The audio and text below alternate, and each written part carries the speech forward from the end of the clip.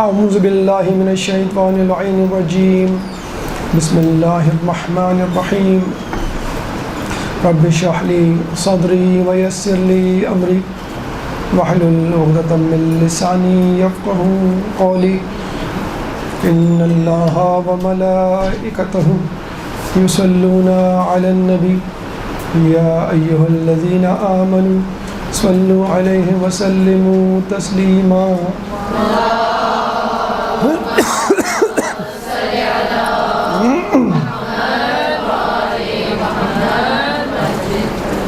فلسفہ قربانی ہمارا آج کا موضوع،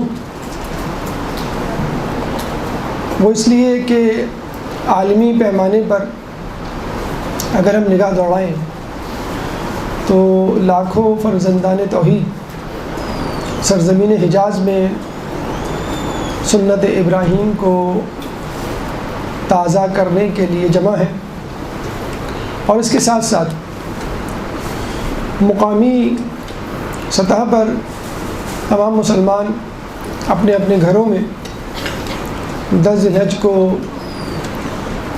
قربانی پیش کرنے کے لیے بھرپور تیاری میں مصروف ہیں۔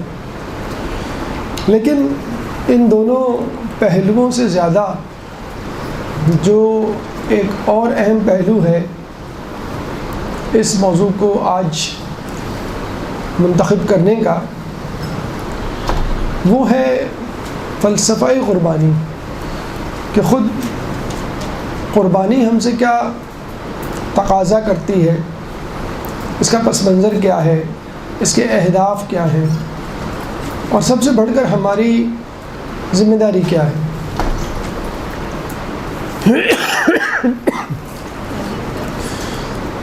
دیکھیے، رسول کی ایک حدیث کے مطابق کہ تم لوگ یہود و نصارہ کی پیروی کرو گے جس طرح ایک پاؤں کا جوتا دوسرے پاؤں کے جوتے کی طرح ہو جاتا ہے، یعنی ہم یہود و نصارہ کی طرح بننے کی کوشش کریں گے۔ اور یہ حقیقت ہے، ہماری زبان نہیں رہی، ہمارا لباس مغرب کا دیا ہوا ہے، ہمارا منہ کا نمالہ یعنی ہماری غذا، ہماری ڈشز مغرب سے لی ہوئی ہیں، ہمارا طرز زندگی، طرز فکر، ہماری شادی بیاہ کی رسومات، ہمارے خواب تک مغرب سے، یہود و نصارہ سے لیے گئے ہیں۔ اگر یہاں تک بات ہوتی تو چلے قابل برداشت ہوتی، لیکن بات دنیا سے نکل کر دینی امور کی طرف چلی گئی ہے۔ اب ہمارے مذہبی تہوار بھی یہود و نصارہ کی طرز پر ڈھل گئے ہیں، چاہے وہ عید الفطر ہو، چاہے وہ عید الاضحیٰ ہو۔ مثلا ہم دیکھتے ہیں کہ کرسمس کے موقع پہ یہود و نصارہ یا نصارہ کہہ لیجئے، کرسمس کا اصل پیغام بھلا بیٹھے ہیں، یعنی 25 دسمبر یوم ولادت حضرت عیسیٰ علیہ السلام، 25 دسمبر کرسمس کے دن سب کچھ نظر آتا ہے، عیسیٰ علیہ السلام کی شخصیت، ان کا سراپا، ان کا فلسفہ، ان کی سیرت، ان کے نظریات ہمیں نظر نہیں آتے۔ کرسمس نام ہے لہو و لعب کا، لغویات کا، شراب کا، شباب کا، موسیقی کا، ناچ گانے کا، شاپنگ کا، ہلے گلے کا، لیکن اس پورے کرسمس میں عیسیٰ علیہ السلام کی شخصیت دھندلا کے رہ جاتی ہے۔ بس وہی کام ہم اپنے مذہبی دینی تہواروں کے ساتھ کر رہے ہیں۔ ماہ رمضان میں ہم تقویٰ کماتے ہیں، اور چاند رات کو جیسے ہی چاند نظر آتا ہے شوال کا، وہ تقویٰ بہہ جاتا ہے ایک رات میں، پھر باقی رہی صحیح کسر عید الفطر کے دن پوری کر دی جاتی ہے۔ اس کے بعد عید الاضحیٰ، سنت ابراہیم، ایسا نبی جو نہ صرف ہمارا بلکہ یہود و نصارہ کا بھی نبی ہے۔ کچھ تاریخیں کہتی ہیں یہ ہندوؤں کا بھی نبی تھا، جس کی تعلیمات کو ہندوؤں نے بھلا دیا، اور وہ دوبارہ اپنے پرانے بت پرستی کے دور میں داخل ہو گئے۔ چنانچہ ہم دینی تہوار کو منانے میں بھی یہود و نصارہ کے مرہون منت ہیں اور ان کی طرف دیکھ رہے ہیں. ہماری عید الاضحیٰ ہونی چاہیے تھی سیرت ابراہیمی کو زندہ کرنے کے لیے، ان کی سیرت کے پہلوؤں کو اجاگر کرنے کے لیے، عہد و پیمان کے لیے، ان کے پیچھے چلنے کے لیے، ان کے واقعات اور ان کی حکایات کو اپنی گفتگو کا موضوع بنانے کے لیے. لیکن ہماری تمام تر گفتگو گائے، بیل، جانور، ان کی قیمتیں اور ان سے تیار ہونے والی ڈشز، باربیکیو کے پروگرامات اور پھر اس کے بعد اس کے اثرات میں کھو کے رہ گئی ہے. چنانچہ آج ہم اس گفتگو میں کوشش کریں گے کہ عید الاضحیٰ کے جو اہم پیغامات ہیں یا اس کا جو اصل فلسفہ ہے اس پہ روشنی ڈالیں، تاکہ کوشش کریں کہ ہم کم از کم عام لوگوں سے ممیز نظر آئیں اور دین ابراہیم کو، سنت ابراہیم کو حقیقی طور پہ تازہ کریں. سب سے پہلے تو عید الاضحیٰ یا قربانی کے معنی کی طرف چلتے ہیں. ایک درود پڑھ دیں محمد والے پر.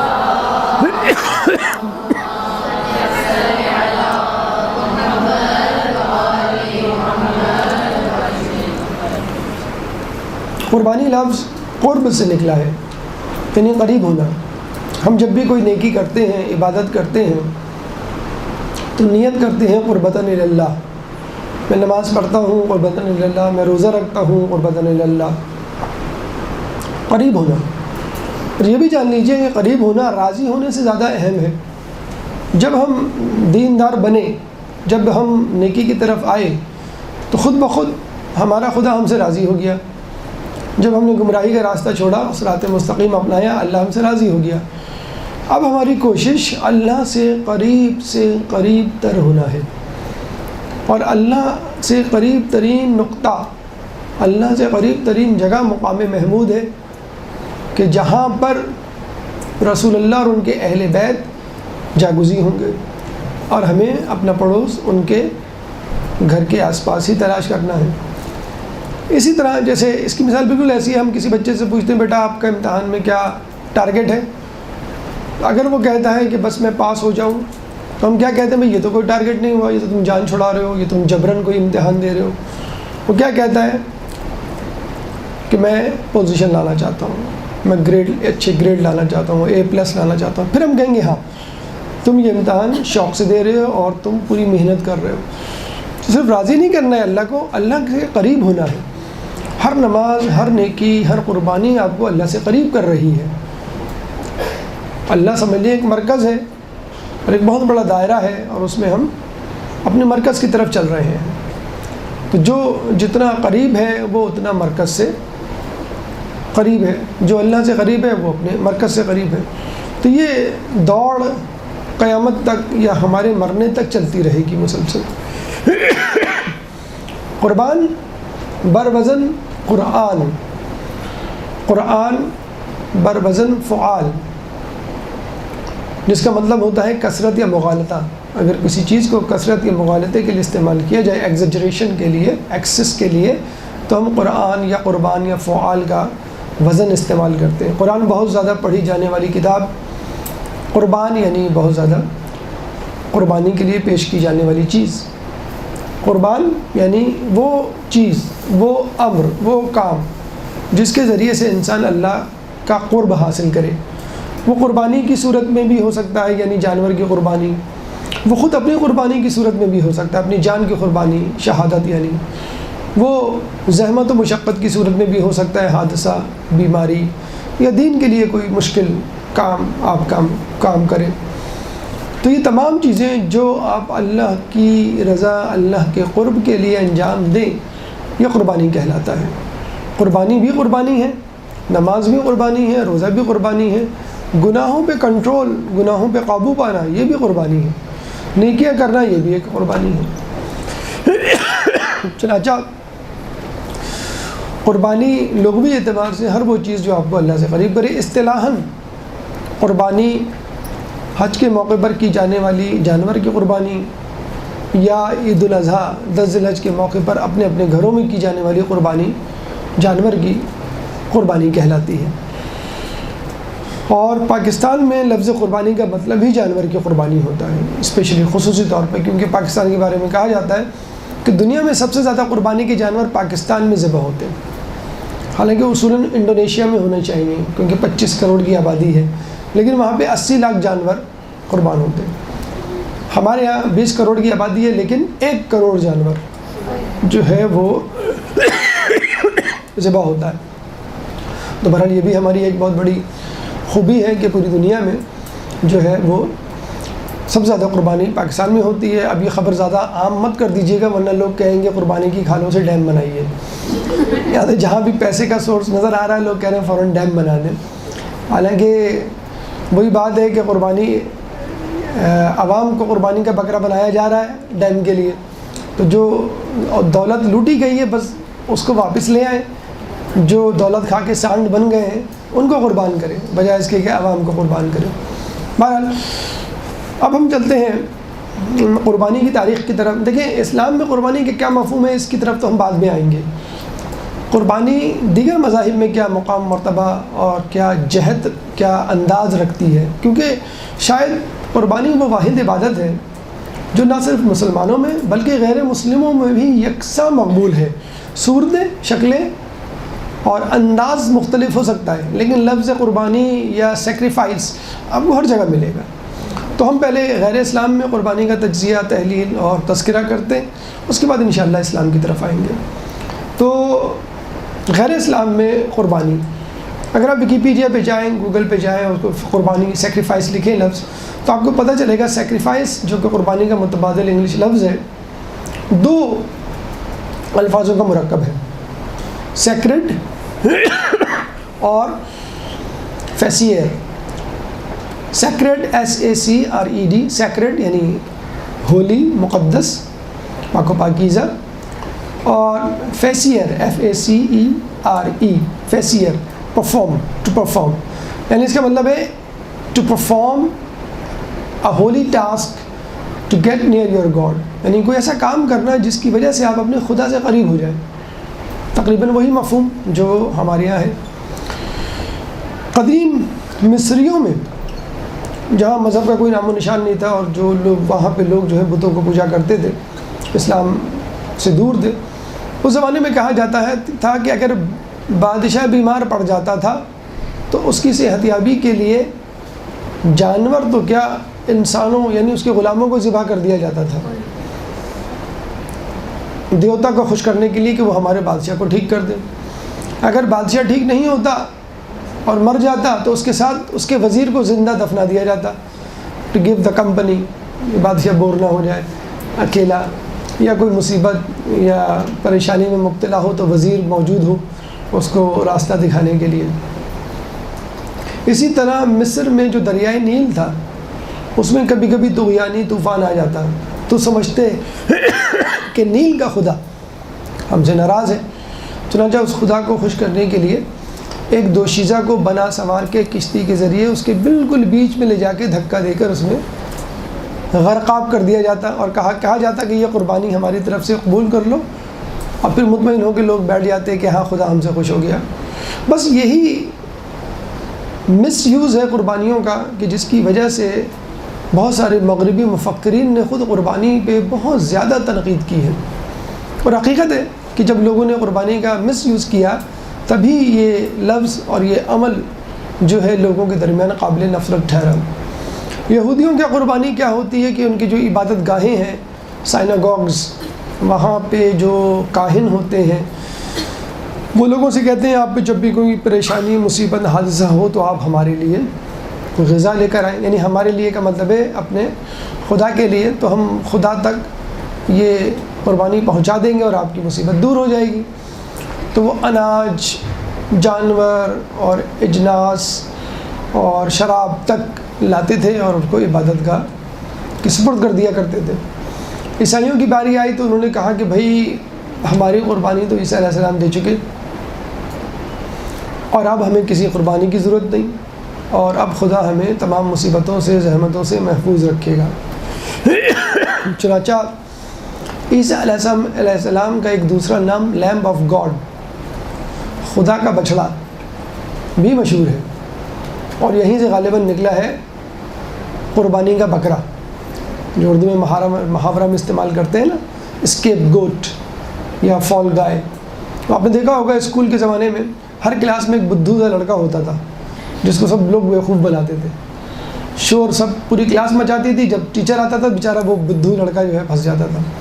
ہر گلی میں ایک بیوقوف سا لڑکا ہوتا ہے، جب کرکٹ کی گیند کسی گھر میں چلی جاتی ہے تو اس کو چڑھا دیتے ہیں چنے کے جھاڑ پہ، اور وہ دیوار پہ چڑھ کے اندر چھلانگ لگا لیتا ہے۔ انکل نکلتے ہیں تو کہتے ہیں کہ اس بچے نے یہ بدماشی کی ہے، یہ خود گیا ہے، وغیرہ وغیرہ۔ تو ہر جگہ، حتیٰ کہ جو آپ کی جو مائنورٹیز ہوتی ہیں کسی بھی جگہ پر، یہ خود قربانی کا بکرا بن رہی ہوتی ہے۔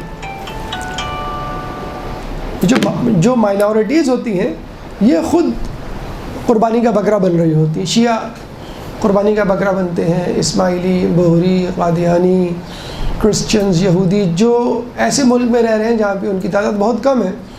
امیگرنٹس جو اس وقت کینیڈا، امریکہ اور یورپ میں جا رہے ہیں، مسلمان ہو یا غیر مسلم، وہ خود قربانی کا بکرا بنتے ہیں۔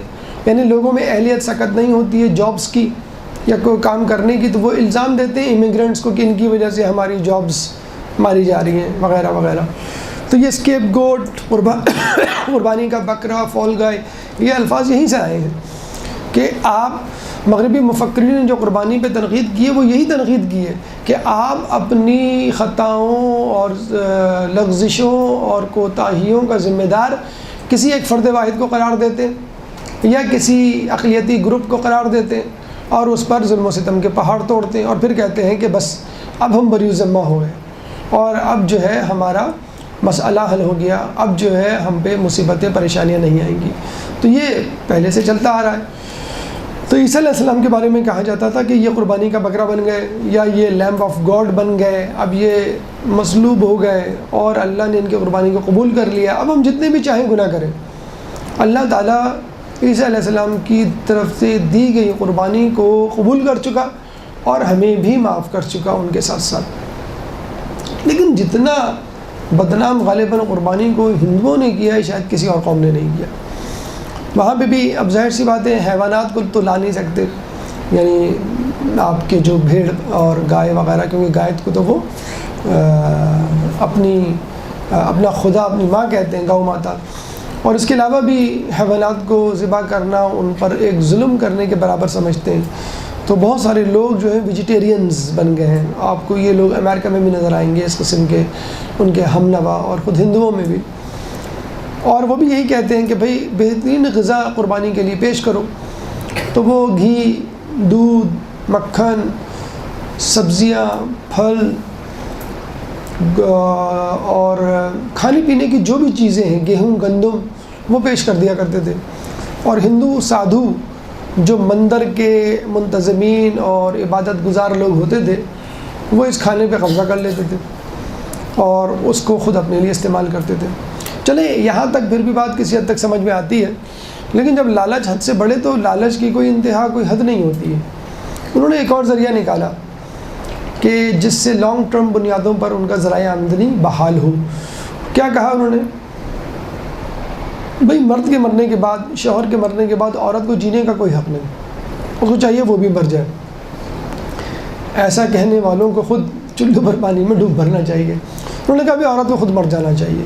چلیں یہ بھی ٹھیک کہ عورت کو خود مر جانا چاہیے۔ اب میں آگے کی آپ کو بات بتاؤں گا تو پھر آپ کہیں گے بالکل آپ نے صحیح کہا کہ اس حد تک تو پھر بھی ٹھیک تھا۔ کس طرح مرنا چاہیے؟ شادی کے عروسی جوڑے میں، اور وہ تمام زیورات پہن کر جو اس نے شادی کے موقع پہ پہنے، بلکہ وہ زیورات جو اس نے شادی کے بعد پہنے اور جو اس کی ماں نے بچا کے رکھے تھے کہ بھی بہت سارے مواقع آئیں گے اس پہ دینے کے لیے، سابقے اور لاحقے تمام زیورات، تمام سونے کی چیزیں وہ پہن لیتی ہے۔ 25 چوڑیاں ہیں، 4 بالیاں، تمام چیزیں وہ پہن کر بیچاری عروسی جوڑے میں کھڑی ہو جاتی ہے، اس کو آگ لگا دی جاتی ہے۔ کپڑا جل جاتا ہے، جسم جل جاتا ہے، گوشت جل جاتا ہے، بال جل جاتے ہیں، ہڈی جل جاتی ہے۔ نہیں جلتا تو سونا جو اس کے جسم پر ہوتا ہے، بلکہ سونا تو خالص ہو جاتا ہے جلنے کے بعد۔ وہ اسی کا تو انتظار کرتے ہیں، رات ہوتی ہے، مندر کے دروازے بند کر دیے جاتے ہیں، سب کو نکال دیا جاتا ہے اور وہ سونا پھر کھرچ کے جمع کیا جاتا ہے۔ ہر سال دو چار اگر اس طرح مرنے لگی تو ان کے یہاں تو ماشاءاللہ کافی ان کی آمدنی ہو جائے گی. اس طرح ان کے خزانے بھرنے لگے. آپ میں سے جو ہسٹری کے طالب علم ہیں انہوں نے سومناتھ کا مندر سنا ہوگا کہ وہاں کیا ہوا تھا اور محمود غزنوی کیوں جانا چاہتا تھا اور کیوں اس نے 17 حملے کیے. جب وہ وہاں پہنچا تو ہندوؤں نے کہا کہ دیکھو ہمارے مندر کو ہاتھ مت لگانا، ہمارے دیوتا جی مراقبے کی حالت میں ہیں اور وہ چھت اور زمین کے درمیان فضا میں معلق ہے، اور یہ ہمارا کرشمہ اور یہ ان کا معجزہ ہے اور یہ ہماری حقانیت کی دلیل. جب وہ وہاں پہ پہنچا اپنے وزیروں کے ساتھ تو دیکھا واقعی دیوتا جی جو ہیں وہ ہوا میں معلق، ہوا چھت اور فرش کے درمیان، نہ اوپر سے کوئی چیز زنجیر لٹک رہی ہے نہ نیچے سے کوئی ستون. تو جو کچھ شاطر قسم کے ذہین قسم کے وزیر تھے انہوں نے محمود غزنوی کو کہا کہ آپ اس کی چھت پر منجنیق سے پتھر کی بارش کریں.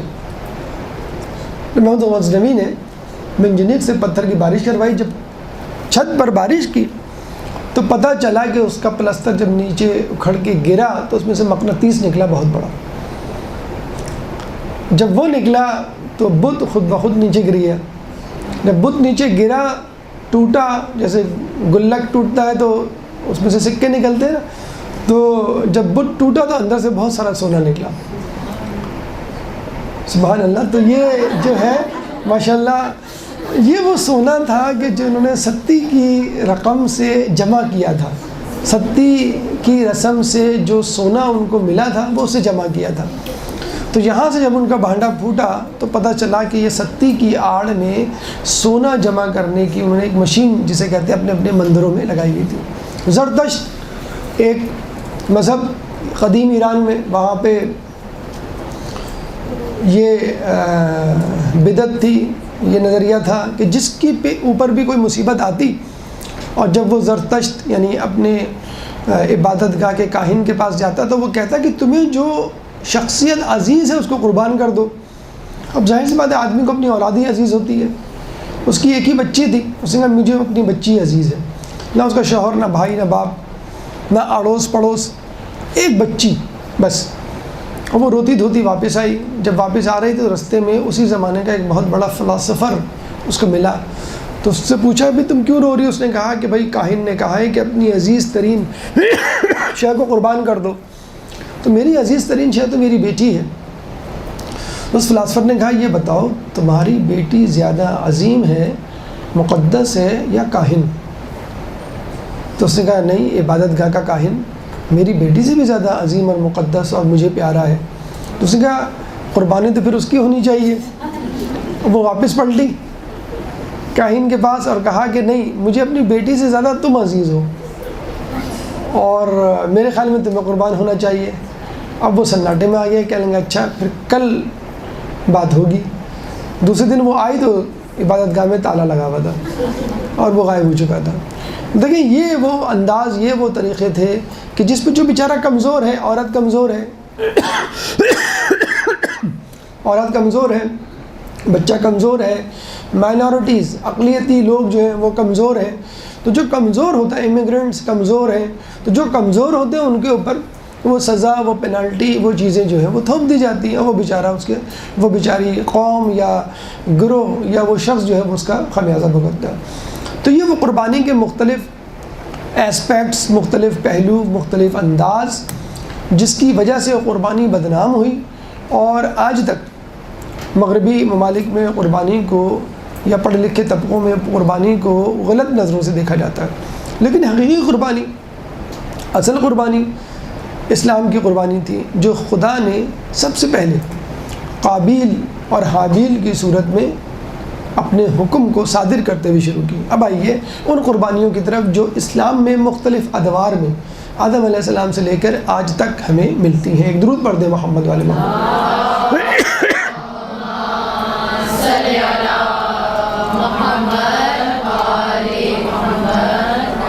سب سے پہلی قربانی جب آدم علیہ السلام نے اپنا خلیفہ و جانشین بنانے کے لیے حابیل کا انتخاب کیا تو قابیل آڑے آ گیا. اس نے کہا کہ نہیں، میں جانشین بننے کے زیادہ قابل ہوں. تو آدم علیہ السلام بیچارے پریشان ہوئے، کیا کریں؟ تو اللہ نے ان کو حکم دیا کہ ان دونوں کو کہو کہ یہ اپنی اپنی قربانی پیش کریں، جس کی قربانی اچھی ہوگی میں اس کی قربانی کو قبول کر لوں گا اور وہ تمہارا جانشین بن جائے گا۔ دونوں کو کہا گیا کہ بھئی تم اپنی اپنی قربانی پیش کرو۔ قابیل زراعت پیشہ تھا، وہ گندم لے کر آیا۔ حابیل مویشی چراتا تھا، وہ مویشی ایک دمبا لے کر آیا۔ لیکن فرق یہ تھا، قابیل باسی سڑی ہوئی گندم لے کر آیا اور حابیل ایک صحت مند توانا جانور بھیڑ لے کر آیا۔ اللہ تعالیٰ نے آسمان سے ایک بجلی بھیجی اور اس بجلی نے اس گوسفند، اس بھیڑ کو کھا لیا اور گندم ویسی رہی۔ آسمان سے بجلی آنے کا مطلب اور اس قربانی کو خاکستر کرنے کا مطلب ہی یہ ہوتا تھا کہ اللہ نے آپ کی قربانی قبول کر لی۔ چنانچہ اس کی قربانی قبول ہو گئی اور قابیل کی قربانی رہ گئی۔ اب قابیل کو آیا غصہ، تو اس نے حسد کے مارے، خدا کا تو کچھ بگاڑ نہیں سکتا تھا، تو اس نے حابیل کو کہا کہ میں تجھے قتل کروں گا۔ تو حابیل نے کہا کہ دیکھو، قربانی متقی لوگوں کی ہی قبول ہوتی ہے اور اس میں میرا کیا قصور، اور اگر تم مجھے قتل کرو گے تو میں تمہیں کچھ بھی نہیں کہوں گا یا کروں گا تمہارے ساتھ۔ میں چاہتا ہوں کہ یہ اس گناہ کا بار، میرے بھی گناہ کا بار تم ہی اٹھاؤ۔ پھر اس نے حابیل کو قتل کیا اور حابیل کو قتل کرنے کے بعد اس کی لاش کو لے کے گھومتا رہا کہ اب میں اس کو کہاں ڈالوں، کیا کروں۔ تو ایک کوے کو دیکھا کہ جس نے ایک قبر کھودی، گڑھا کھودا اور دوسرے مردہ کوے کو اس میں دفنایا، اور اس کو دیکھتے ہوئے پھر اس نے اپنے بھائی حابیل کو دفنایا۔ اس کا تذکرہ قرآن میں سورہ مائدہ آیت نمبر 27 میں ملتا ہے۔ سورہ مائدہ قرآن کا 5واں سورہ ہے، چیپٹر 5 ورس نمبر 27۔ اذ قربا قربانا فتقبل من احدهما ولم يتقبل من الآخر قال لأقتلنك قال انما يتقبل الله من المتقين۔ اللہ فرماتا ہے اذ قربا قربانا، جب ان دونوں نے قربانی کی، فتقبل من احدهما، تو ان میں سے ایک کی قربانی کو قبول کیا گیا، ولم یتقبل من الآخر، اور ان میں سے ایک کی قربانی کو قبول نہیں کیا گیا۔ اب جس کی قربانی کو نہیں قبول کیا گیا، کس کی؟ قابیل کی، اس نے کیا کہا؟ لأقتلنک، میں تجھے قتل کر کے چھوڑوں گا۔ تو جس کو کہا، یعنی کس کو؟ حابیل کو، اس نے کیا جواب دیا؟ انما یتقبل اللہ من المتقین، بے شک اللہ تعالیٰ متقیوں کے اعمال قبول کرتا ہے۔ اور یہ حدیث ہم نے شاید پہلے بھی آپ کو سنائی ہوگی۔ یہ آیت کے ضمن میں ایک واقعہ ہمارے چھٹے امام جعفر صادق علیہ السلام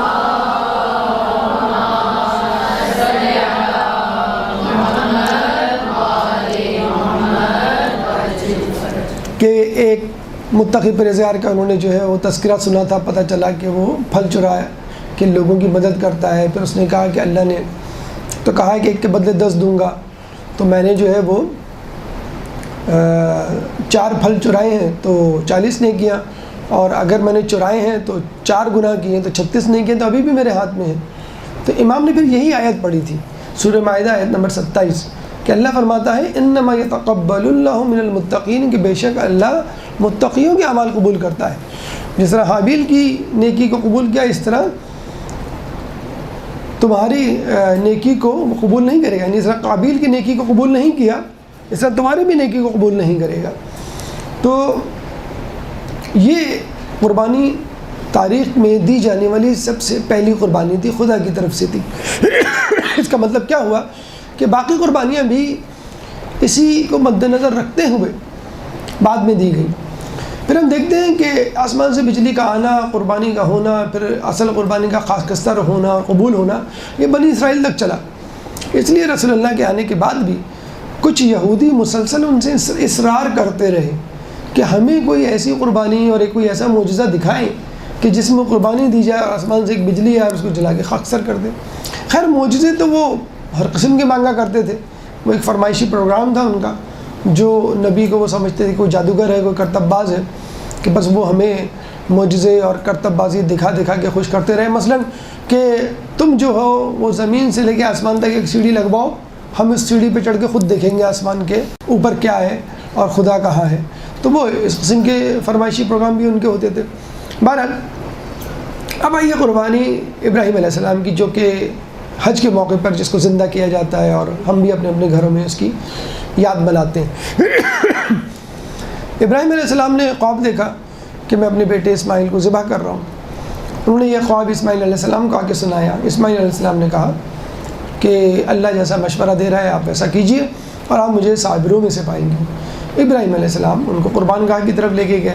اس دوران شیطان 3 مرتبہ آیا اور 3 لوگوں کو بہکایا، آپ کو، آپ کی زوجہ ہاجرہ علیہ السلام کو اور آپ کے بیٹے اسماعیل علیہ السلام کو، اور تینوں نے شیطان کی بات پر عمل کرنے سے انکار کر دیا، جس کی وجہ سے ہم جمرات میں رمی کرتے ہیں اور 3 شیطانوں کو جو ہے وہ کنکریاں مارتے ہیں۔ یہ ہیں وہ 3 مواقع، اور شیطان کچھ لوگ کچھ اور لوگوں کو 3 سمجھ لیتے ہیں۔ بہرحال تو اس کے بعد شیطان کو کنکریاں وہ ابراہیم علیہ السلام لے کے گئے اور کہنے لگے، وہ ذبح کرنے لگے۔ جب وہ ذبح کرنے لگے تو چھری نہیں چل رہی تھی، تو یہ نہیں ہوا کہ فوراً وہ ہٹ جائیں کہ ہاں بھائی چلو اللہ نہیں چاہ رہا۔ ابراہیم علیہ السلام نے چھری کی نوک سے نہر کرنا چاہا، یعنی چھری کی نوک گھوپی۔ جب وہ سیدھی طرح ذبح نہیں ہوئے تو چھری کی نوک گھوپی۔ تو جب بھی ہم آپ دیکھتے ہیں کہ گائے اور بکرے اور بھیڑ کے لیے ہم ذبح کرتے ہیں اور اونٹ کے لیے نہر کرتے ہیں، تو ابراہیم نے یہ دونوں کام کیے تھے کہ کسی طرح بس ذبح ہو جائے اسماعیل، لیکن وہ نہیں ہوئے، اور چھری کو پھر غصے میں پھینکا کہ تو اپنا کام کیوں نہیں کرتی۔ تو چھری نے کیا کہا کہ خلیل کہہ رہا ہے کاٹو، جلیل کہہ رہا ہے کہ نہ کاٹو، تو میں کیسے کاٹ سکتی ہوں۔ تو یہ وہ قربانی تھی جس کے بارے میں ابراہیم علیہ السلام کی قربانی کو اپریشیٹ کرتے ہوئے اللہ تعالیٰ سورہ صافات آیت نمبر 105، 106، 107، سورہ صافات قرآن کا 37واں سورہ ہے، چیپٹر 37 آیت نمبر 105، 106، 107۔ قد صدقت الرؤیا ان کذالک نجزی المحسنین ان ھذا لہو البلاء المبین وفدیناہ بذبح عظیم۔ قد صدقت الرؤیا، بے شک اس نے اپنا خواب سچ کر دکھایا۔ ان کذالک نجزی المحسنین، بے شک ہم محسنین کو اسی طرح جزائے خیر دیتے ہیں۔ ان ھذا لہو البلاء المبین، اور یہ ایک بہت بڑی کڑی اور کھلی آزمائش تھی۔ وفدیناہ بذبح عظیم، اور اس کے بدلے ہم نے ایک بہت ذبح عظیم کو قرار دیا، اس کا سبسٹیچیوٹ، اس کا متبادل۔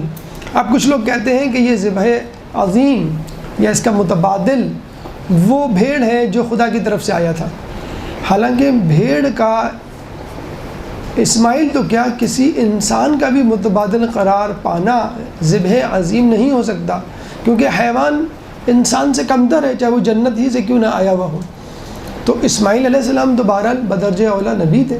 تو علماء اعلام ہمارے مفسرین فرماتے ہیں کہ ذبح عظیم دراصل کربلا کی طرف اشارہ ہے۔ ابراہیم کی قربانی کو تو تمثیل کے طور پہ اللہ تعالیٰ نے لیا، ایک جسے کہتے ہیں نا ٹوکن منی، جب پراپرٹی خریدنے جاتے ہیں تو لوگ کہتے ہیں کہ بھئی ٹھیک ہے معاملہ طے ہو گیا، ٹھیک ہے آپ ٹوکن منی دے دیں، آپ ٹوکن منی یعنی بہت چھوٹی سی اماؤنٹ دے دیتے ہیں اور کہتے ہیں کہ بھئی اصل اماؤنٹ ہم بعد میں دیں گے جب جو ہے وہ آپ اس کو مکمل خرید لیں گے۔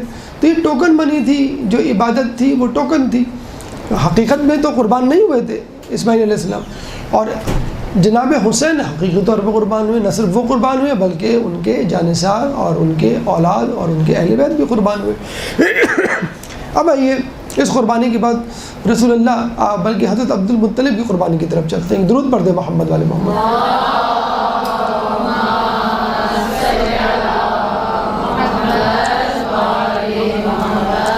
حضرت عبد المطلب نے یہ نظر مانی کہ اگر میرے 10 بیٹے ہوئے تو میں ان 10 بیٹوں کو قربان کر دوں گا، اور 10 بیٹوں میں سے ایک بیٹے کو قربان کر دوں گا۔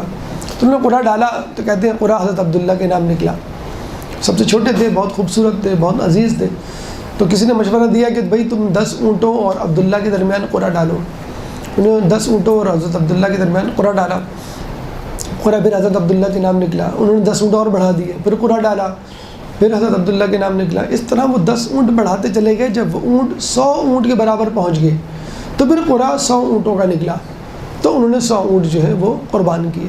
اور کہتے ہیں کہ اس کے بعد اسلام میں قصاص کہ چلیے جو بلڈ منی ہوتی ہے، یعنی اگر کسی کو قتل کر دیا گیا ہے تو اس کے رشتہ دار اس کے قصاص کا مطالبہ کر سکتے ہیں، یعنی انسان کے بدلے انسان، لیکن اگر وہ معاف کرنا چاہیں تو وہ 100 اونٹوں کے برابر رقم لینے کے حقدار ہیں، اور قتل کرنے والے کو اور اس کے رشتہ داروں کو یہ اماؤنٹ دینی چاہیے۔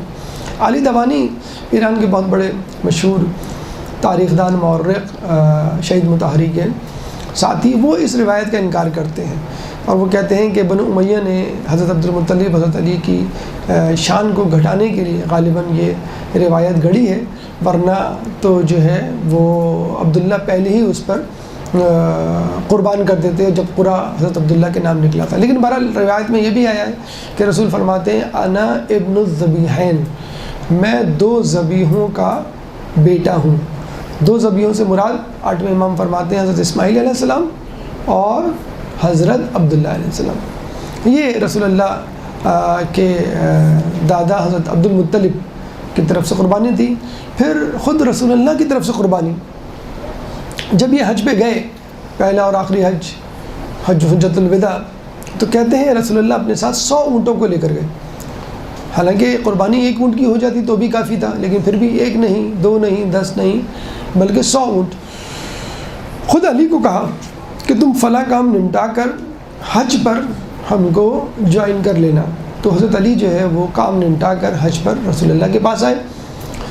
جب وہاں پہنچے تو رسول اللہ نے کہا کہ تمہارے پاس قربانی کا جانور کہاں ہے؟ تو حضرت علی نے کہا کہ میں تو اپنے ساتھ قربانی کا جانور جو ہے وہ نہیں لے کر آیا۔ تو رسول اللہ نے جو 100 اونٹ تھے اس میں سے 34 اونٹ جو ہے وہ حضرت علی کو دے دیے، اور 66 اونٹ خود قربان کیے، یعنی تقریباً 1/3 اونٹ علی کو دے دیے۔ گویا بتلانا چاہ رہے تھے کہ میرے پاس جو لوگ آئیں گے ان میں سے 1/3 علی والے ہوں گے۔ آج بھی مسلمانوں کی جو تعداد ہے اس میں 1/3 علی کے ماننے والے ہیں۔ ایک درود پڑھ دیں محمد والے محمد۔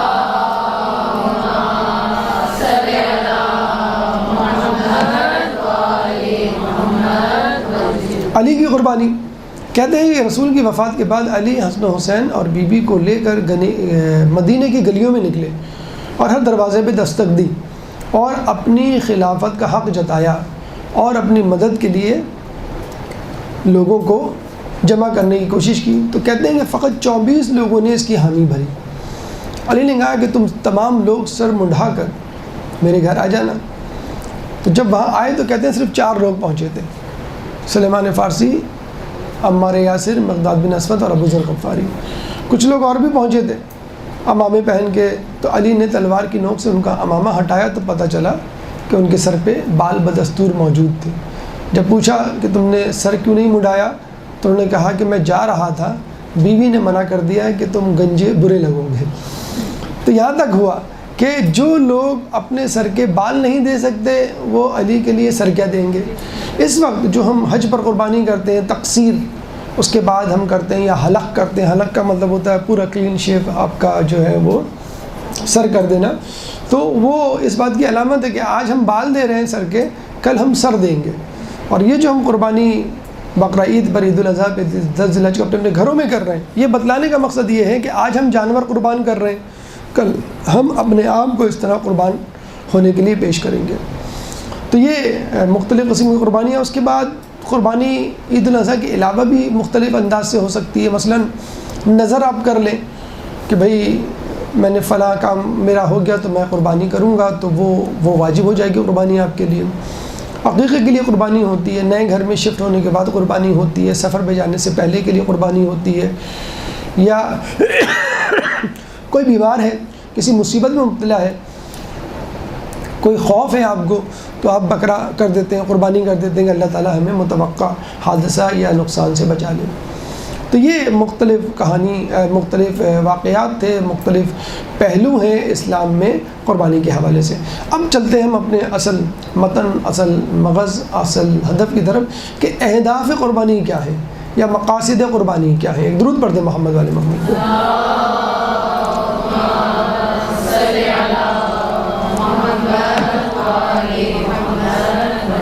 دیکھیے سب سے پہلا ہدف سورہ مائدہ آیت نمبر 3، الیوم اکملت لکم دینکم واتممت علیکم نعمتی ورضیت لکم الاسلام دینا، یہ آیت ہم پڑھتے ہیں غدیر خم والی۔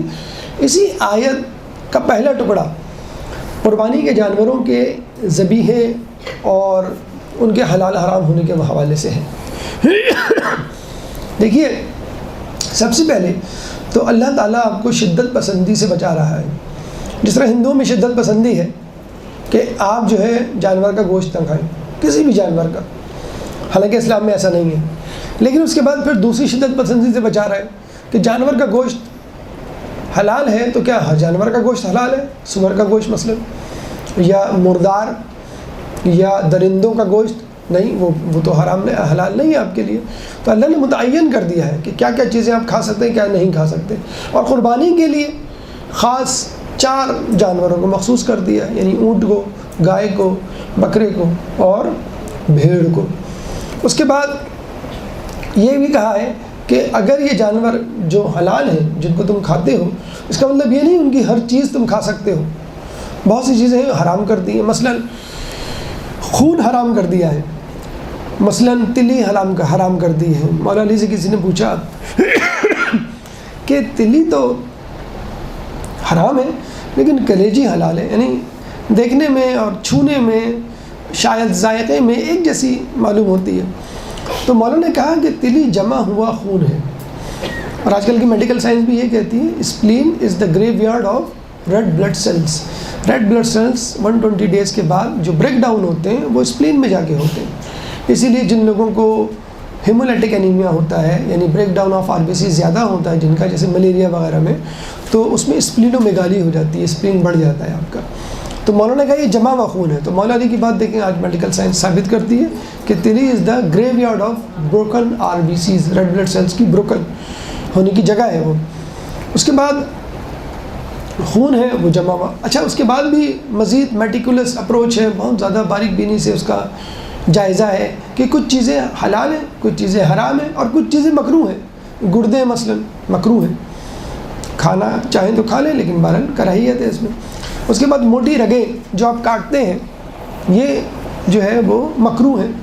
اس کے علاوہ اذین جو آپ کا دل ہوتا ہے، یعنی بکرے کا یا گائے کا جو آپ کھا رہے ہیں، بکرے کے دل کے اوپر کے 2 خانے، 4 خانے ہوتے ہیں، اوپر کے اوریکل یا ایٹریا، نیچے کے وینٹریکلس کہلاتے ہیں۔ نیچے والے خانوں کو بطین کہتے ہیں، اوپر والے خانے کو اذین کہتے ہیں، کان کی شکل کے ہوتے ہیں اس لیے ان کو اذین کہتے ہیں۔ تو وہ مکروہ ہیں، پورا دل نہیں، دل کے اوپر کے 2 چیمبرز جس میں سے بلڈ آتا ہے، ایک لنگز کی طرف آتا ہے اور ایک پوری باڈی کی طرف سے آتا ہے۔ تو یہ تمام تفصیلات دینے کا مقصد یہ ہے کہ انسان اپنے جسم میں جو چیز داخل کرتا ہے اس کی بھی ایک اپنی اہمیت اور اثرات ہوتے ہیں، روحانی اور جسمانی دونوں۔ جسمانی اس حوالے سے کہ اگر بہت زیادہ گوشت کھائیں گے تو انسان شقی القلب ہو جاتا ہے، ایک بیماری ہے گاؤٹ، گٹھیا کی بیماری، یورک ایسڈ لیول بڑھنے کی وجہ سے جو ہوتی ہے وہ ہو جاتا ہے۔ اگر کم گوشت کھائیں گے تو میگالوبلاسٹک انیمیا، جس میں RBCs بڑے ہو جاتے ہیں، ہندوؤں کو یہ بیماری زیادہ ہوتی ہے، ویجیٹیرینز کو یہ بیماری زیادہ ہوتی ہے۔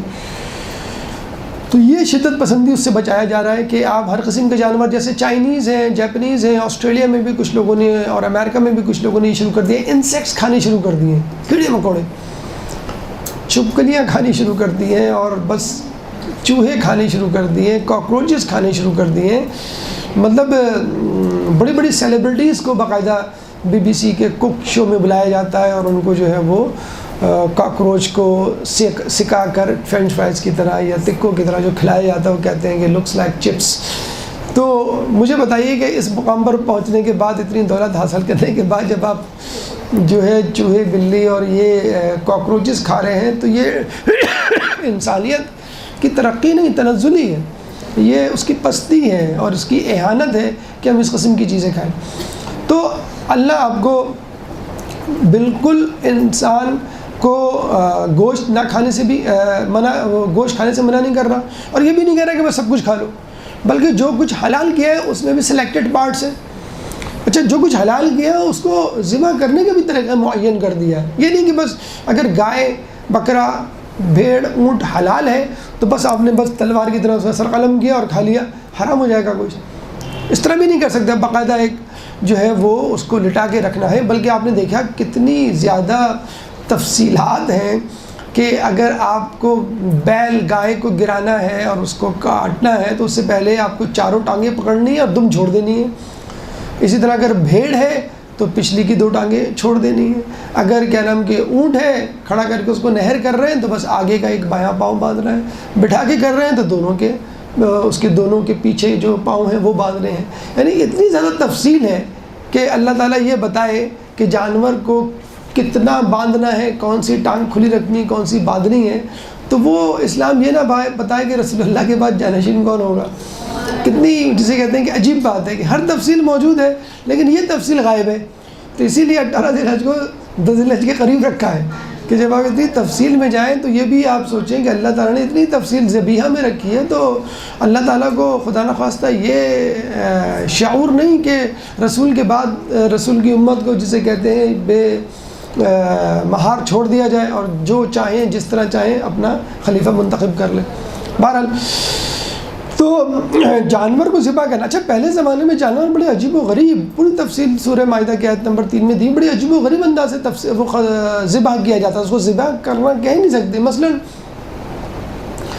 گلا گھونٹ کے ذبح کر دیا جاتا تھا, یعنی گلا گھونٹ کے آپ اس کو مار دیتے تھے. چکن وغیرہ تو کم از کم گلا گھونٹ سکتے ہیں اس کا, آپ چکن گھونٹ وہ اس کا گلا گھونٹ کے آپ مار دیتے ہو پھر کھا لیتے تھے. اچھا ایک تو تلوار سے قطع کر دیتے تھے, یہ بھی غلط ہے.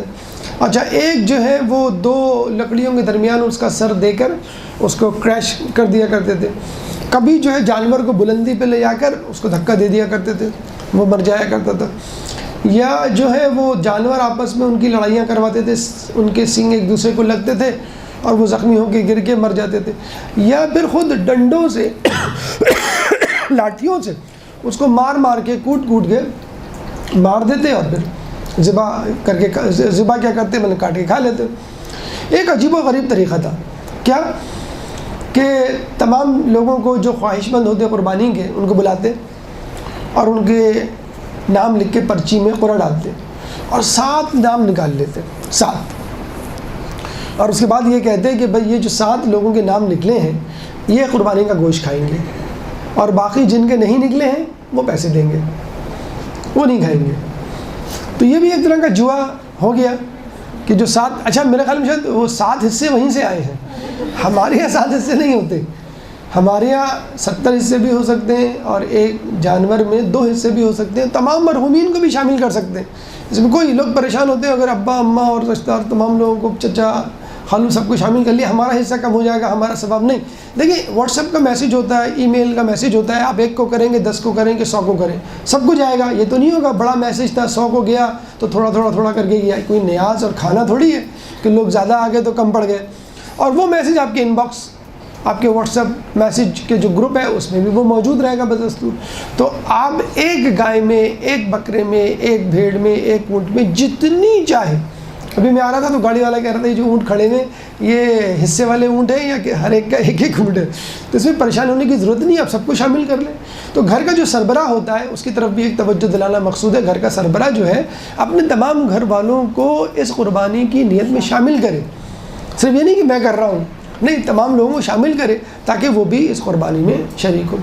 تو یہ مختلف قسم کے طریقہ کار ہوتے تھے جانور کو ذبح کرنے کے یا اس کو کاٹنے کے, کھانے کے. ہمارے یہاں بس ایک ہی طریقہ ہے, یہ قبلہ رخ کرنا ہے, اس کو اللہ کا نام لینا ہے اور 4 رگیں کاٹنی ہیں. 4 رگیں آپ کا ٹریکیا یعنی ہوا کی نالی, ایسوفیگس غذا کی نالی, رائٹ کیروٹیڈ اور لیفٹ کیروٹیڈ, یہ 2 جو آرٹریز ہیں برین کو بلڈ سپلائی کر رہی ہیں تاکہ مکمل طور پہ اس کا تعلق برین سے ختم ہو جائے اور برین ڈیتھ ہو جائے. سائنس بھی یہ کہتی ہے آج کل brain death is the real death. Heart کا, دل کا رکنا جو ہے وہ موت نہیں ہے, ذہن کا کام کرنا چھوڑ دینا وہ موت ہے. بلکہ افریقہ کے قبائلیوں پر ریسرچ بھی کی گئی ہے, جو بھوک سے مر جاتے ہیں سب سے آخری آرگن جو مرتا ہے وہ برین ہے. کبھی آپ نے یہ نہیں سنا ہوگا بھوک کے عالم میں انسان اونگی بونگی حرکتیں کرے یا غلط حرکتیں کرے یا گناہ کرے. ہاں یہ سنا ہوگا آپ نے کہ پیٹ کی مستی انسان کو گناہوں پہ مجبور کر دیتی ہے یا پیٹ بھروں کے جو ہیں یہ کام دھندے ہوتے ہیں. تو بھوک کبھی بھی انسان کو جو ہے وہ غلط سوچ پہ مجبور نہیں کرتی. بہرحال تو اس کا ایک مقصد یہ بھی ہوتا ہے کیروٹیڈ آرٹریز کاٹنے کا. موٹی آرٹریز ہوتی ہیں اور دل سے ڈائریکٹ آ رہی ہوتی ہیں کیروٹیڈ جو ہے, تو تو اس میں خون بہت زیادہ ہوتا ہے اور بہت پریشر سے ہوتا ہے، تو وہ خون جتنا جلدی نکلے اتنا اچھا ہے، کیونکہ ہمارے یہاں کیا ہے، جب آپ جانور ذبح کرتے ہیں تو جتنا خون نکل جائے وہ نجس ہوتا ہے، اور جو خون رہ جائے وہ پاک ہوتا ہے۔ تو آپ ظاہر سی بات ہے ایک چھوٹی سی آرٹری یا وین کاٹیں گے تو کم خون نکلے گا تو کوئی فائدہ نہیں، تو مین آرٹری آپ کاٹیں، مین رگ جو ہے وہ کاٹیں تاکہ زیادہ سے زیادہ مقدار میں خون نکلے۔ تو یہ اس کی فلسفی ہے کہ 4 رگیں کٹنی چاہیے، چاہے تو آپ کاٹیں چاہے تو قصائی، لیکن بہت توجہ کے ساتھ، پہلے 2 نالیاں جو بیچ میں ہوتی ہیں، پھر لیفٹ اور رائٹ کی نالیاں۔ بہرحال یہ وہ شدت پسندی ہے کہ جس میں جانوروں کا تعین کر کے، جس میں جانوروں کے عضو کا تعین کر کے، جس میں جانوروں کے ذبح کا تعین کر کے اللہ تعالیٰ بتلا رہا ہے کہ تمہیں یہ جانور، یہ غذا جو ہے کھانی ہے، یہ حلال ہے تمہارے لیے، ورنہ حرام ہو جائیں گے اور اس کے مضر اثرات تمہارے اندر جائیں گے۔ دوسرا اہم مقصد ذبح کا مساکین غربا کی مدد۔ خود روایت میں ہے کہ اللہ تعالیٰ نے قربانی کو اس لیے واجب قرار دیا کہ مساکین اس سے استفادہ کریں۔ اچھا، یہاں پہ جو لفظ ہے نا کہ خدا نے قربانی کو اس لیے واجب کیا، تو واجب کا مطلب شرعی واجب نہیں ہے، واجب کا مطلب ہے ضروری قرار دیا، تو یہ تاکیدی مستحب ہے۔ ہمیشہ یاد رکھیے کہ قربانی تاکیدی مستحب ہے، اور اس میں جس طرح دیگر لوگوں میں یہ ایک کانسیپٹ آیا ہوا ہے دیگر جگہوں سے کہ یہ واجب ہے، ضروری ہے، ہر کسی کو کرنی چاہیے جو بھی صاحب استطاعت ہو، اور عورتیں بھی کر سکتی ہیں اگر وہ جاب کر رہی ہیں، اور وہ شادی شدہ عورتیں بھی کر سکتی ہیں جن کے پاس زیورات ہیں، کیونکہ زیورات بیچ کر آپ جانور خرید سکتے ہیں بآسانی۔ یہ سب غلط مفروضات ہیں، قربانی واجب ہی نہیں ہے، تو اس کے لیے اپنے زیورات یا اپنی کوئی چیز بیچنا بالکل فضول ہے۔ تاکیدی مستحب ہے، اتنا مستحب ہے کہ مولا فرماتے ہیں کہ اگر لوگوں کو قربانی کی فضیلت، قربانی کی اہمیت، قربانی کے فوائد کا پتہ چل جائے تو وہ قرض لے کر قربانی کریں، لیکن پھر وہی بات، قرض لے کر قربانی کرنا مستحب نہیں ہے۔ ہاں، قرض لے کر آپ ایک مستحب کو ادا کر رہے ہیں، آپ بآسانی قرض لے کے قربانی کر سکتے ہیں، ٹھیک ہے کیجئے، اس میں کوئی مذاکرہ نہیں ہے۔ تو ہمارے یہاں یہ کہا گیا ہے کہ تنو مند، صحت مند، صحیح سالم جانور ہو اور اس کی قربانی کریں، پھر 1/3 جو ہے وہ اپنے لیے رکھیں، 1/3 مومنین کے لیے، رشتہ داروں کے لیے رکھیں، اور 1/3 غریب غربا کے لیے رکھیں۔ تو یہی وہ فلسفہ ہے جس کے تحت آپ لوگوں کی زندگی کو آسان کریں، اور یہیں پہ ہمیں اس بات کا جواب مل جاتا ہے جو لوگ کہتے ہیں کہ بھائی قربانی سے بہتر ہے کہ آدمی جو ہے کسی غریب کو کھانا کھلا دے، کسی یتیم خانے میں پیسے دے دے، کسی غریب کو جو ہے تعلیم دلوا دے۔ تو ہم قربانی کر کے لوگوں کو کھانا ہی تو کھلا رہے ہیں۔ اور دوسری بات یہ کہ جو لوگ یہ کہتے ہیں ان کو آپ یہ کہیں کہ آپ کے ہاتھ میں جو موبائل ہے اسی کو بیچ کر آپ لوگوں کی مدد کر دیں، آپ جس گاڑی میں بیٹھ گئے ہیں اس گاڑی کو بیچ کے آپ کسی یتیم خانے میں پیسے جمع کروا دیں، آپ کے پاس جو گھر ہے 5 کمروں کا تو آپ 2 کمروں کا گھر لے لیں بیچ کے اس کو۔ تو اس طرح تو پھر کوئی بھی نہیں بچے گا کہ ہر کسی کے پاس سے آپ کو جو ہے کچھ نہ کچھ نکالنا پڑے گا۔ تو جو کر سکتا ہے آسانی کے ساتھ یقیناً وہ قربانی کرے، لیکن پھر وہی بات ہے کہ واجب کے زمرے میں پھر بھی نہیں آئے گا، فضیلت بہرحال بہت ہے۔ تیسری اہم بات، قربانی گناہوں کی بخشش کا وسیلہ۔ کہا یہ جاتا ہے کہ قربانی کے جانور کے ہر بال کے عوض آپ کا 1 گناہ معاف ہوتا ہے۔ بلکہ یہ بھی کہا گیا روایتوں میں کہ قربانی کے جانور کا خون کا قطرہ زمین پر گرنے سے پہلے جو ہے وہ آپ کے گناہ معاف ہو جاتے ہیں۔ قرآن کی سورہ حج کی آیت نمبر 37، سورہ حج قرآن کا 22واں سورہ ہے، چیپٹر 22 ورس نمبر 37، لَن يَنَالَ اللَّهُ لُحُومُهَا وَدِمَاؤُهَا، کہ اللہ کے ہاں تمہاری قربانی کے جانور کا خون نہیں پہنچتا، گوشت نہیں پہنچتا اور نہ ہی خون پہنچتا ہے، وَلَكِنْ يَنَالُهُ التَّقْوَى مِنْكُمْ، ہاں اس تک تمہارا تقوی ضرور پہنچتا ہے۔ تو امام فرماتے ہیں کہ اللہ تعالیٰ نے قربانی اس لیے واجب کی تاکہ لوگوں کے تقوی کا اندازہ ہو جائے۔ اس طرح ایک اور روایت میں ملتا ہے کہ اللہ نے روزے اس لیے واجب کیے تاکہ لوگوں کے خلوص کا ہمیں اللہ کو پتہ چل جائے۔ تو یہ وہ تقوی ہے جو اللہ تک پہنچتا ہے، اور یہی وہ تقوی ہے، یہی وہ قربانی ہے جس کی وجہ سے آپ کے گناہوں کی، آپ کی خطاؤں کی لغزش ہوتی ہے۔ اس کے بعد قربانی خیر و برکت کا ذریعہ ہے، لیکن جو سب سے بڑا اجر، جو سب سے بڑا کام، جو سب سے بڑا مرتبہ مقام جو ملتا ہے وہ یہ ہے کہ انسان اللہ کے قریب ہو جاتا ہے. جو بھی سب سے پہلے ہم نے بیان کیا، قربانی لفظ قرب سے نکلا ہے، قریب ہونا. یہ فلسفہ سمجھنا بہت زیادہ ضروری ہے. تھوڑا سا مشکل ہے لیکن بات عام مشاہدے کی ہے، اس لیے سمجھ میں آ جانی چاہیے. دیکھیے اللہ تعالیٰ نے جو مخلوقات پیدا کی اس کی درجہ بندی ہے. کم ترین مخلوق کیا ہے؟ جمادات، جمے ہوئے، جامد و ساکن، اپنی جگہ پہ کھڑے ہوئے، پتھر، پانی، ہوا، روشنی. دوسرے نمبر پہ جو اس سے بہتر مخلوق پیدا کی وہ ہے نباتات، یعنی درخت، جن میں تھوڑی بہت حرکت کی صلاحیت ہے. یعنی بیج پودا بنتا ہے، پھر تناور درخت بنتا ہے، پھر اس میں پھل آتے ہیں، پھول آتے ہیں، یعنی تبدیلی ممکن ہے. پتھر اور جمادات میں تبدیلی ممکن نہیں ہے. اس کے بعد تیسرا درجہ مخلوقات کا جس میں حیوانات آتے ہیں، جو نباتات سے افضل ہیں اور وہ ایک جگہ سے دوسری جگہ حرکت کر سکتے ہیں اور نباتات پر وہ غلبہ حاصل کر سکتے ہیں. حیوانات سے بلندر درجہ انسان کا ہے، اشرف المخلوقات. تو کتنی مخلوقات ہو گئی؟ 4. کم ترین جمادات، اس کے بعد نباتات، اس کے بعد حیوانات، اس کے بعد دیکھیے آپ نے اپنی سائنس کی کتاب میں ایک چیپٹر، ایک موضوع پڑھا ہوگا جس کو ہم کہتے ہیں فوڈ چین یا غذائی زنجیر. تو اس میں کیا ہوتا تھا؟ کم تر برتر کا نوالا بنتا ہے، وکٹم اور پریڈیٹر. آپ نے سنا ہوگا جیسے چونٹی کو انسیکٹس گراس ہاپر کھاتا ہے، پھر گراس ہاپر کو سانپ کھاتا ہے، سانپ کو نیولا کھاتا ہے، نیولے کو باز کھاتا ہے، باز کو جو ہے وہ کوئی جانور کھاتا ہے، اس کو شیر کھاتا ہے. تو وکٹم پریڈیٹر یعنی کمزور، پھر اس سے طاقتور، پھر اس سے طاقتور. نمک، پانی، ہوا اور روشنی کو نباتات استعمال کرتے ہیں اور اس سے کلوروپلاسٹ کی مدد سے کاربوہائیڈریٹ بناتے ہیں. That is called photosynthesis. ٹھیک ہے نا؟ تو یہ جمادات ہیں، نمک، پانی، ہوا، روشنی. یہ کس کا حصہ بن گئے؟ نباتات کا. نباتات پہ قربان ہو گئے. نباتات میں پھل، پھول، سبزی، پتے، شاخیں نکلیں. بکرا وہاں سے گزرا، اس نے پتا منہ میں لے لیا اور کھانا شروع کر دیا. اب نباتات حیوانات پہ قربان ہو گیا. اس نے ریزسٹ نہیں کیا، مزاحمت نہیں کی کہ بھئی مجھے مت کھاؤ. اب اس حیوان کو، اس بکرے کو آپ کے والد صاحب بکرا منڈی سے خرید کے لائے اور قربان کر دیا اس کو. اب یہ حیوان انسان کے لیے قربان ہو گیا، اس نے ریزسٹ نہیں کیا. اب باری ہے انسان کی. انسان کس پہ قربان ہو؟ انسان کیا کہتا ہے؟ امی میری اس سے شادی نہیں ہوئی تو میں گولی کھا کے خودکشی کر لوں گی. ابا میری اس لڑکی سے شادی نہیں ہوئی تو میں اپنے آپ کو شوٹ کر دوں گا. لعنت ہو ایسے انسان پر جو ایک دوسرے کے لیے قربان ہو رہا ہے.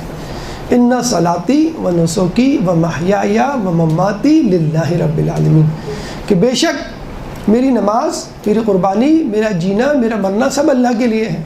اور یا ہم ایک دوسرے کے اوپر مر رہے ہیں یا ایک دوسرے کے لیے مر رہے ہیں. تو یہ وہ انسانیت کی توہین ہے جو روزانہ ہو رہی ہے.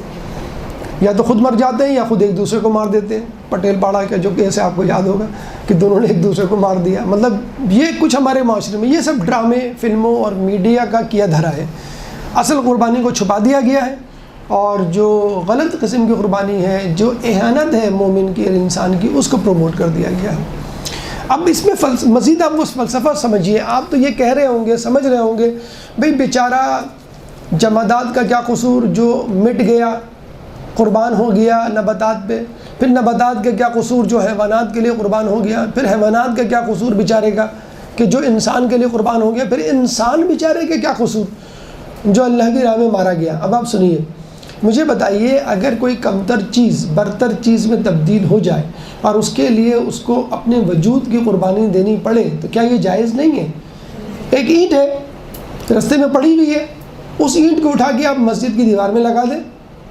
اب یہ اس اینٹ کا مقام و مرتبہ آپ نے بلا، اینٹ کبھی کہے گی میں اچھی خاصی میں اکیلی تو اکیلی آزاد زندگی گزار رہی تھی، آپ نے اٹھا کے مجھے یہاں لگا دیا؟ نہیں، کبھی یہ نہیں کہ اینٹ تو آپ کا شکر ادا کرے گی کہ وہاں مجھے پاؤں کی ٹھوکریں مار رہے تھے لوگ، مجھ پہ تھوک رہے تھے، مجھ پہ جو ہے وہ پاؤں رکھ کے جا رہے تھے، اب میں اتنی مقدس بن گئی ہوں کہ اگر کسی نے تھوڑی سی بے حرمتی کی کوشش کی تو وہ مار کھائے گا، وہ جان سے جائے گا، اب میں اس مسجد کا جز بن گئی ہوں۔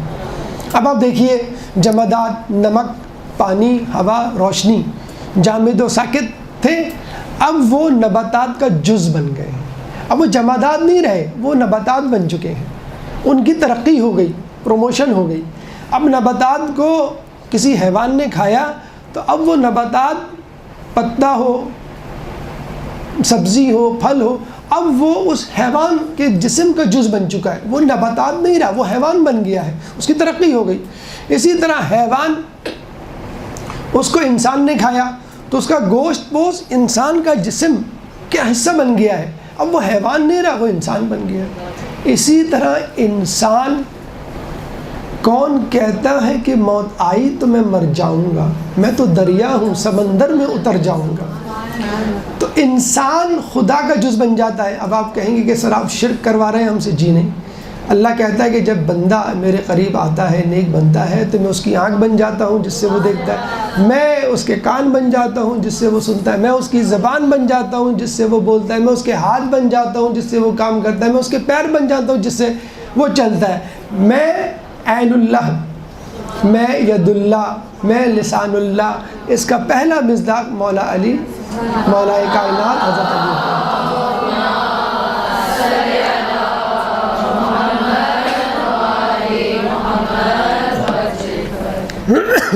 تو آپ نے دیکھا کہ قربانی سے انسان کی ترقی ہوتی ہے، پروموشن ہوتی ہے۔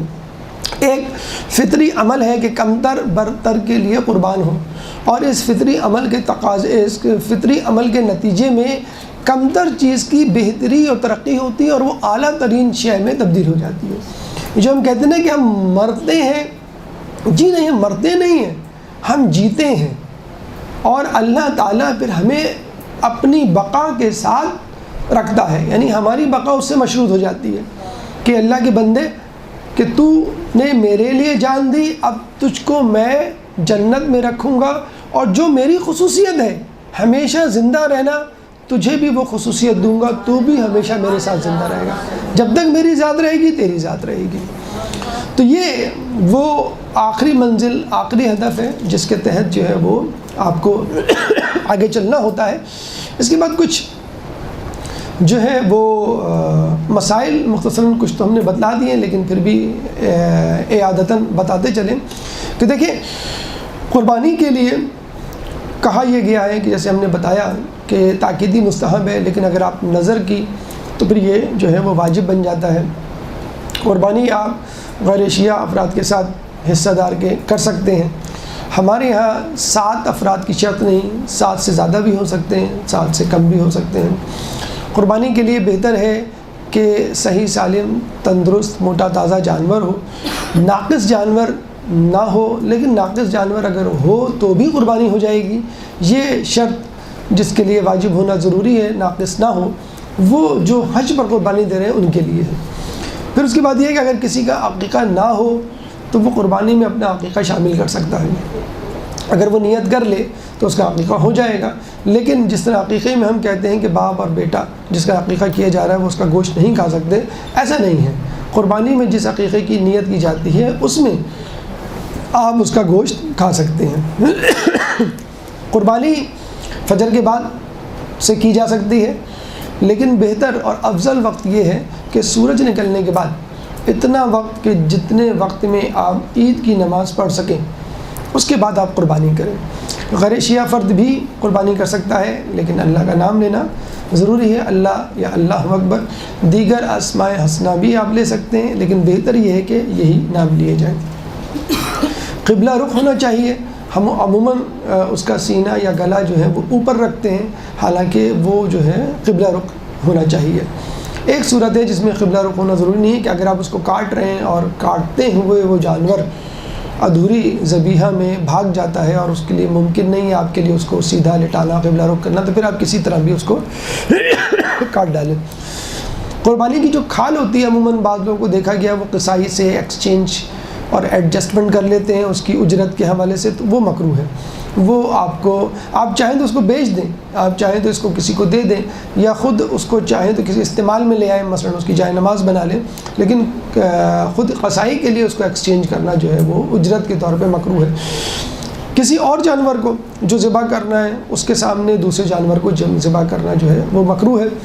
اسی طرح خود پالے ہوئے جانور کو ذبح کرنا، خود سے کسی کو آپ دے دیں وہ ایک الگ بات ہے، خود سے پالے ہوئے جانور کو ذبح کرنا جو ہے وہ مکروہ ہے۔ اسٹین لیس اسٹیل کی چھری نہ استعمال کریں، لوہے کی چھری استعمال کریں۔ جو قصائی آئیں چاہیں تو ان کو پہلے سے وہ چھری دے دیں اور ان کو کہیں کہ بھئی آپ اس سے پہلے ذبح کر دیں، اس کے بعد اپنی چھریاں استعمال کریں۔ بہتر تو یہ کہ آپ خود ذبح کریں اور جو اس کی دعا ہے وہ خود پڑھیں۔ آخری بات کلام آخر کے طور پر کہ آپ نے سنا ہوگا کہ نیل گائے کی نسل ختم ہو گئی، آپ نے سنا ہوگا ڈائناسورز دنیا سے ناپائید ہو گئے، آپ نے سنا ہوگا کہ جنگلی طوطا اور اس کی نسل اس دنیا سے ختم ہونے والے ہیں۔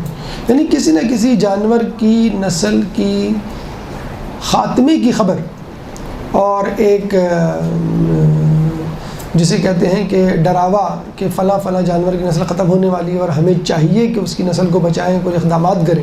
لیکن کبھی آپ نے یہ نہیں سنا ہوگا کہ اونٹ کی نسل ختم ہونے والی ہے، بکرے کی نسل قریب ہے ختم ہونے کے، بھیڑ ختم ہونے والا ہے دنیا سے۔ کیوں؟ کہ جو جانور اللہ کی راہ میں ذبح ہوتے ہیں ان کی نسل کبھی نہیں ختم ہوتی، اور جس کا امام کربلا میں شہید ہوا ہو اس کے ماننے والوں کی اور اس کی نسل تو پھر کبھی بھی ختم نہیں ہو سکتی۔ اللہ تعالیٰ سے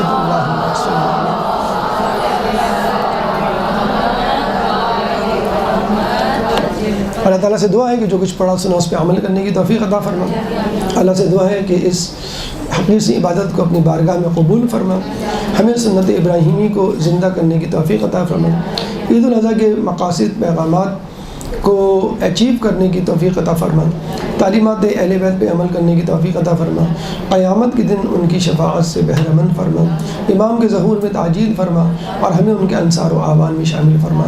ربنا تقبل منا انک انت السمیع العلیم وتب علینا انک انت التواب الرحیم برحمتک یا ارحم الراحمین۔ برحمتك يا أرحم الراحمين، وصلى الله على محمد وآله الطاهرين۔